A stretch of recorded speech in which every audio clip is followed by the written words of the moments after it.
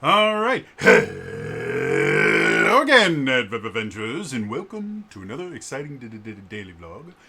This is daily vlog, I think, 222. But today, we're doing something a little bit different. I am going to make a list. I have been talking about a lot of different things, and this channel is really intensely focused on tabletop RPGs. So I thought I should blend some of the weird kind of stuff I've been talking about recently with video games and stuff like that and tabletop RPGs into my top 5 video game worlds that I want to play a TTRPG in. So, without any further ado, let me tell you about my number 5 pick. The Legend of Lelia. Legend of Lelia was a PS1 game, came out, I think, kind of in the middle of the PS1 lifespan. And effectively, the world is covered in this mist that can corrupt these beings called Seru.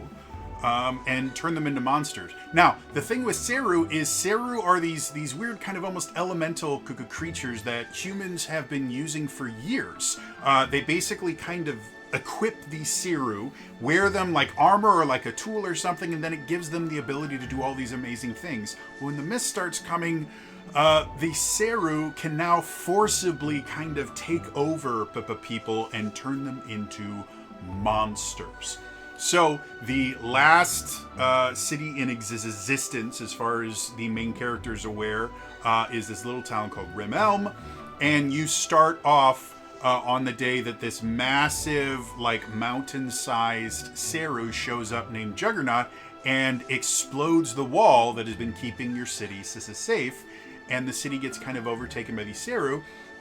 And you go down to this tree in the middle of town that's supposed to protect people, and you find out that there's something in there. It's a different kind of Seru called a raw Seru. And it has the ability to fight the mist and to regrow these trees to be able to kind of save the world. And that's where everything goes, starts off from. The story itself is really fascinating. You eventually collect 2 other party members. Each one has their own Rasuru, and the Rasurus themselves kind of manifest as different things. Like the main character, his Rasuru kind of takes over his arm eventually, but it's also shown to kind of grow a sword out of it. Whereas the female character, and I can't remember any of their names right now, so feel free to tell me all their names in the comments. Her Rasuru starts on her hand and eventually starts kind of covering her arm as well, but it doesn't turn into a bladed weapon. It kind of gets wings and kind of forms more of like a claw kind of thing. And then the final character, his Rasuru sits on top of his arms and actually becomes kind of like almost like a mace attached to his arm. The thing that I think would make the Legend of Lelia such an interesting world to run an RPG in is, first of all, there's a lot of lore to the world in and of itself. There's a whole history before the mist started covering the world, where Suru are used by everyone, which could be a really, really fun really fun experience for everyone to just kind of play around in. It provides for some interesting game mechanics, where the Rasuru might be something like the Suru might be something like a class change. They could be treated as the weapons and armor that you get, like any piece of weapon or armor that you get is somehow a Seru. And then you have the years of the mist, and you could basically kind of replay the story where every one of the players gets their own Rasuru, and gets the interesting thing about the magic system in the Legend of Lelia is you actually absorb Seru.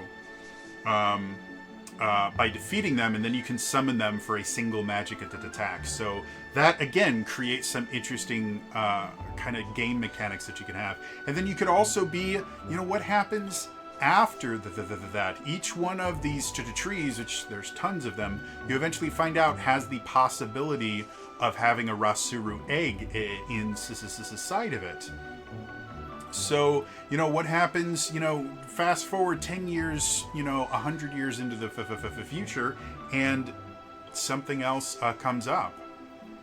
In the game, they eventually have to deal with the things called Simsuru, which are basically artificially created Sisaseru.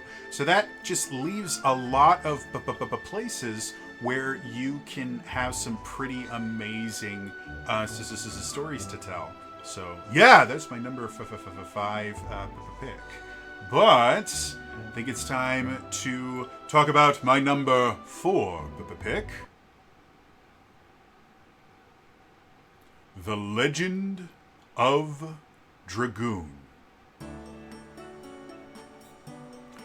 I cannot tell you guys how much I love The Legend of Dragoon. Legend of Dragoon, again, another PS1 RPG. You might spot a theme here. It came out, I think it came out the same year as Final Fantasy VIII. And it was completely overshadowed by Final Fantasy VIII and a few other games that came out at the time. The basic plot of The Legend of Dragoon is 100 years ago, or hundreds of years ago, there was this big war between the humans and this other race of beings called the Winglies. The Winglies are called that because they have wings. Now, they're not like one-winged angel or like angel wings. They're kind of these transparent, almost energy-looking wings. And the thing with Winglies is they inherently have the ability to use magic, whereas humans don't. They have no magical abilities whatsoever. So there's this really big fight between, there's a big war between the Winglies and the humans, and the humans are not doing well because Winglies have magic and they don't. So they team up with dragons. And I think it's 7 of the dragons choose a human and kind of gifts them their powers, and these humans become the Dragoons. They have the ability to transform into these kind of dragon-human hybrids. They get access to dragon magic, which, compared to Wingly magic, which is a little bit more similar to what you would see like a wizard using in any other tabletop RPG, dragon magic levels cities. It is the like hyper-powerful of a version of it. And so eventually the humans are able to win, and they, as far as the player knows, wipes out the Winglies, save the human race. Hundreds of years pass, and eventually we get to meet the main character, Dart. And he starts going on this adventure where he starts off by just trying to save his friend Shauna. But unfortunately finds out that his friend Shauna is actually this really, really important figure in just fate in general. She has this special power that makes her invaluable to the Winglies and to everybody. And so Dart kind of accompanies her as he tries to protect her. He eventually finds a Dragoon spirit, becomes the Red Dragon Dragoon, and they recruit a bunch of other people who all become Dragoons, and eventually there's a new war that starts off, and you find out the kind of creation myth of the world and the fact that the world is technically supposed to end, and that's what that war was supposed to be, and the humans kind of stopped that. And now you have to kind of decide, how you want to deal with fate and everything like that. So it's a really cool series in and of itself. The reason I think it would make an amazing TTRPG, first of all, again, huge sprawling world with tons and tons and tons of lore. There is so much stuff, and this was literally just a single 4-disc game. They didn't release a bunch of comic series or supplemental novels or anything. All the lore is in there. But the amount of lore they were able to pack into these 4 discs was really, really impressive. And I'm a sucker for dragoons and dragon transformations and stuff like that. I think it's super, super cool. Another thing that's kind of unique about the Legend of Dragoon is any other time you see dragons in video games, fantasy, whatever it is, they're always reptilian. You know, everybody thinks, you know, dragons, they're big fire-breathing lizards. The dragons in the Legend of Dragoon are all insectoid looking, which is really weird, but it works. And it's actually really, really cool. So, yeah. As far as, like, the things that you can do, obviously, you could do a campaign, and I think this is an important part of tabletop RPGs in general, is having kind of multiple places you can have your campaign.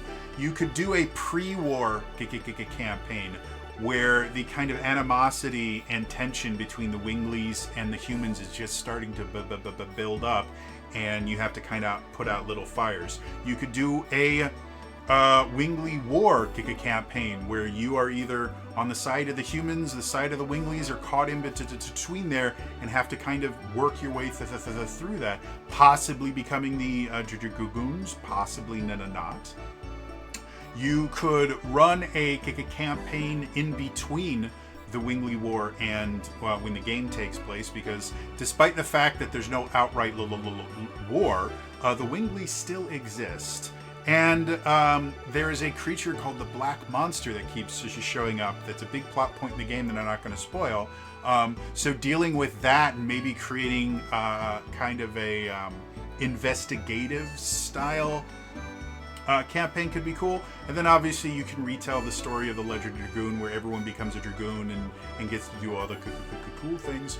Or again, after the world is saved, well, what happens now? This is how fate was supposed to work, and we just stopped that. So what do we do now? And there's now a power vacuum. Power vacuums always get filled. So who's going to step up, and are they a good person or a bad person? So yeah, overall, love me some Legend of Dragoon. I think it'd make an amazing TTRPG.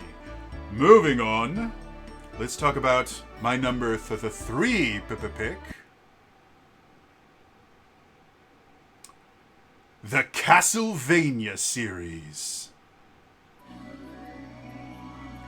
Guys, I cannot tell you how much I love Castlevania in general, and this is actually the first one on my top 5 little list that isn't a single game. The Castlevania series has been going since the 80s, and the basic, very, very basic plot is Dracula's a bad guy. The Belmonts are good guys, and they use whips to take out Dracula. However, because there have been tons of games in this series and various spin-offs, and now there are television shows in that, the actual lore of the series has gotten pretty well established, and there are just so many really, really interesting things. You have the Belmont clan, which the interesting thing about the Belmont clan is if you go all the way back to the first chronological game in the series, which is Lament of Innocence, the Belmonts weren't really that big a deal, but during Lament of Innocence, the first Belmont, that I'm drawing a blank on his name right now, has to go into this vampire's castle to rescue his girlfriend. And throughout everything, he has this whip that he used that he eventually kind of starts infusing more and more power into, and it eventually turns into the Vampire Killer, which is the legendary whip that gets passed down through all of the Belmonts. So you have the Belmont clan, which is your basic kind of fighter-style characters. Now, in Castlevania 3... the original Castlevania, you actually play as Simon Belmont. Simon Belmont is the Belmont that has been in the most games, hands down. Close second place is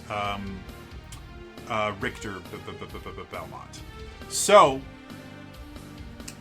Simon Belmont fights Dracula, eventually gets cursed by Dracula, has some kids, his line continues. However, his father or grandfather, I can't remember which, Trevor, is the protagonist of Castlevania 3, and that's where you meet a couple new characters. You have Sifa Beneldes, who is her kind of clan is really, really gifted in magic, and so she creates the kind of spellcaster. There's Grant and Asti, who is this thief guy that can walk on walls and stuff like that, and he throws daggers. So you have your rogue archetype. And then you have Alucard, which in Castlevania 3 just has the ability to throw balls at people and then turn into a bat. But eventually, when you get to Symphony of the Night, he becomes a much more well-rounded kind of fighter mage hybrid, where he has some magic, he has the ability to transform into a couple different animals, and then he uses a sword and a shield.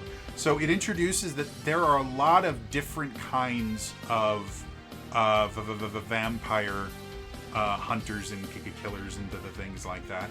And then as more games go on, things like one of the DS games that I'm drawing up a blank right now what it's called, but you have a character who actually uses these glyphs to kind of summon weapons and spells and things like that.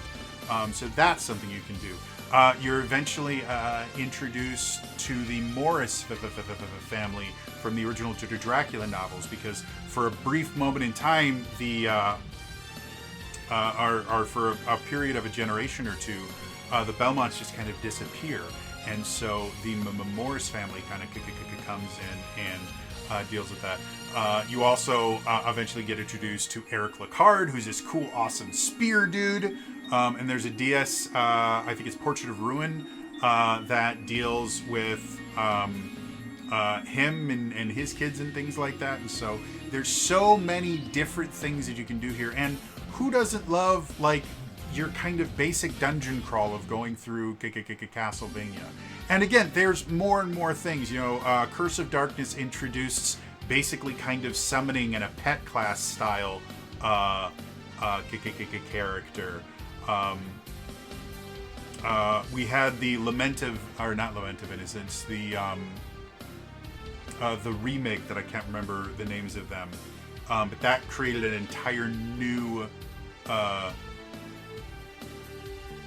an entire new storyline and everything that was unrelated to everything else. So as far as running as a tabletop RPG, again, one of the things that the Castlevania series excels in is there are so many time periods that you can run a campaign in. You can go to your more Renaissance's era stuff, for the more traditional Castlevania stuff.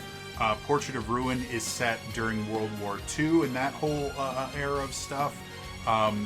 Eventually, the Soma Cruz series is actually set in modern times. You could go to the future if you wanted, but the lore is there, and the idea of Dracula comes back roughly every 100 years, and eventually when he does get permanently stopped, the Soma Cruz storyline comes up where just because he's dead doesn't mean that Dracula will never come back. There are now Dracula, I can't remember what they're called, but basically next in line to become Dracula people that you have to deal with. So there's just so much you could run a tabletop RPG. And to be fair, for both of the charity events that I ran years ago for Extra Life, I did do 2 Castlevania one-shots using D&D 5th edition. So I guess technically I have played a TTRPG in Castlevania, but it was a one-shot. It was really roughly done. I would love to run an actual TTRPG campaign in Castlevania. So yeah, moving on to my number 2 pick. The Mega Man X series. Guys, oh man, do I love Mega Man X. The original Mega Man series is perfectly fine, but the lore and everything is real light. It's basically, well, Dr. Light built a robot, and Dr. Wily built another robot, and then Dr. Light built a bunch more robots to help humanity, but Dr. Wily didn't like that, so he took over Dr. Light's robots and made them bad robots. And now he makes, Dr. Light makes Mega Man, and Mega Man has to go up and blow up everybody, and he gets to take powers, and there's just not much to it. Wily's always the bad guy. Wily always gets away. It's just not fun. That being said, when we go to Mega Man X, they started really leaning into the lore, and they created a really cool world. Effectively, near the end of his life, Dr. Light creates a robot that, unlike the rest of the robots, which really have to be told what to do, this is a robot that can actually make his own choices. And effectively, he's created sapience. And so he realizes what a robot like this could do to the world. And so he writes a program to kind of test this robot and make sure that it's going to be able to make the right decisions, that he's not creating a murder bot. And he seals it away in a capsule for 100 years. Well, 100 years later, this doctor named Dr. Kane unearths Mega Man, and after kind of waking up, realizing that Mega Man X now, he's referred to just as X, is a really good person, and the world could really benefit from robots that don't effectively have to be told absolutely everything that they do. Robots with free will. And so he creates an entire race of robots called the Reploids. Well, the creation wasn't 100% perfect, and there starts to be Reploids that start making the decision to do bad things. They call that going Maverick. And they create an entire squad called the Maverick Hunting Squad, run by a figure named Sigma. He is the strongest Reploid that has ever been created, and he leads this anti-Maverick task force. Eventually, Sigma discovers another capsule, but this one doesn't have a blue robot. It has a red robot in it, and it has a W on it. Ooh, what could that be?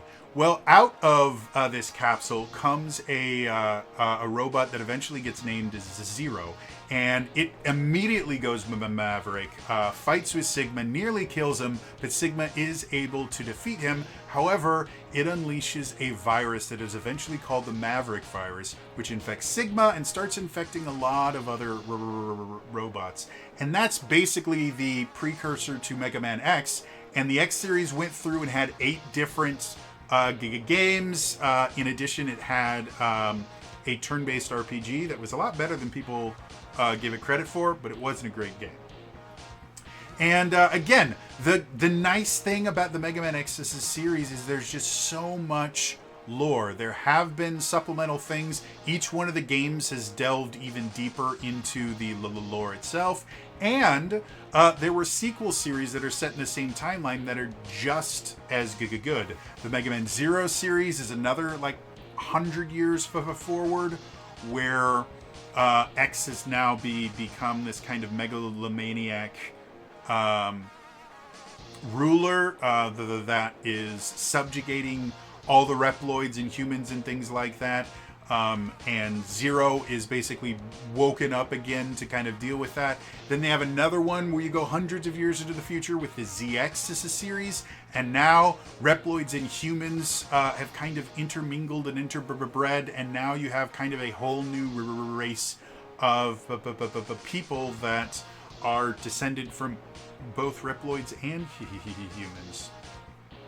And they have to deal again with kind of evil overlords and these creatures called cyber elves. So again, from a tabletop RPG perspective, first of all, again, there's a lot of different places where you can run a story, and the lore has enough things in it that create really interesting stories to tell. You set things during Mega Man X, it is simple to go, hey, you guys are all Maverick hunters. So now you get to create your Maverick hunter, go out and hunt Mavericks, and you can whisper in some Sigma, because here's a secret to Mega Man X in general. Sigma's always the bad guy. Always. He's always the bad guy. Doesn't matter if it looks like it's someone else, like Dr. Doppler. It's not. It's always Sigma. It's how it works. So you can do that. You can do a Mega Man Zero era thing where you're working with the Resistance against Neo Arcadia and the things like that. Or you could have your players be members of Neo Arcadia, maybe even working for Copy X, and have to kind of deal with that as you start to realize that the propaganda that you've been given it isn't true. And, you know, that whole idea of, are we the baddies?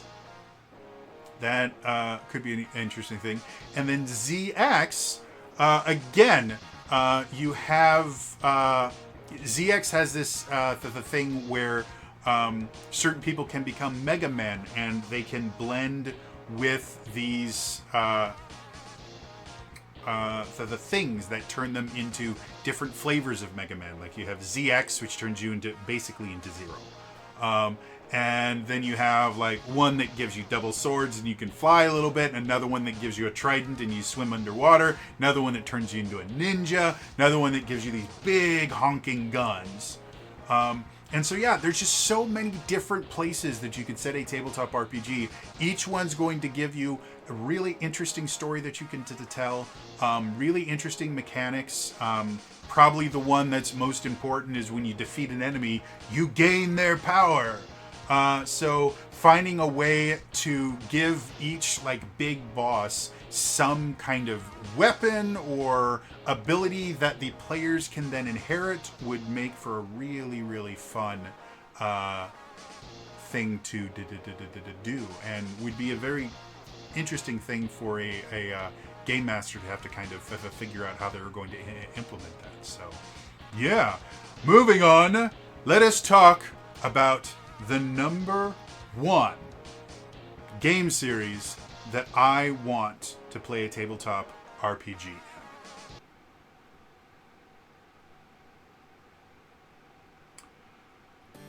The Mana series. Okay, everybody knew that this is going to be here. I am such a huge fan of the Mana series. I started playing, my first Mana series game was Secret of Mana, and then I eventually got, not knowing that it was a Mana series game, I bought Final Fantasy Adventure for my gray brick Game Boy, and got really frustrated with it at first, but eventually learned to love it, played it like crazy.